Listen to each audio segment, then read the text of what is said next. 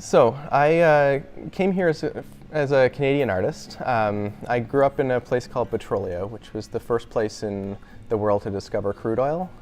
They had this major boom between the 1850s and the start of the 20th century.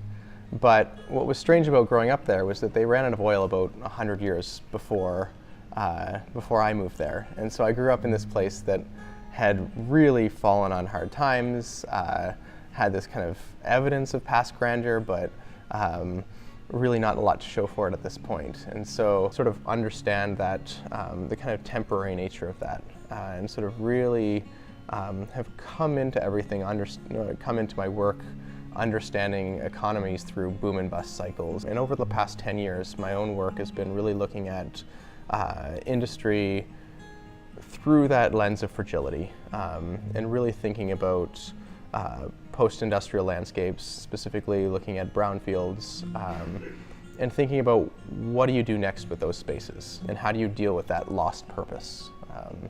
And I think that really has come out of my own understanding of the place that I grew up in.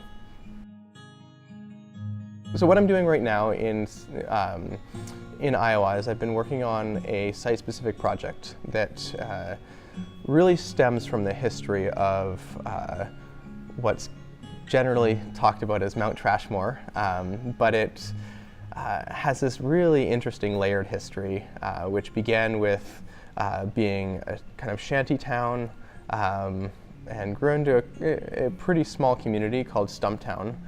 But also within this same site, it has this layer of being a shanty town, a quarry, which was called Snowfir Quarry, and beyond that, then of course they filled that pit of the quarry with the trash from Cedar Rapids for the last 50 years, and that became Mount Trashmore. And so what I'm doing with Site 1, or Mount Trashmore, is to really think about that site, think about the way that we kind of gravitate to an industrial nostalgia in the society, and where we kind of gloss over a lot of the difficult aspects of history, and sort of look back on these times as being very different than what they might have been. Creating a project that doubles as a historical monument and a kind of geoengineering prototype. The next time there's a 1,000-year flood, these capsules will be released into the Cedar River, and there will be a very small amount of iron sulfate left in the river to float down and sort of encourage a growth of plankton within the river, which is basically the idea of this kind of geoengineering experiment, is to sort of fertilize the waterways. I knew next to nothing about Grant Wood before I came here. I knew American Gothic as a painting. I couldn't have told you much about it. I didn't even necessarily know who those people were.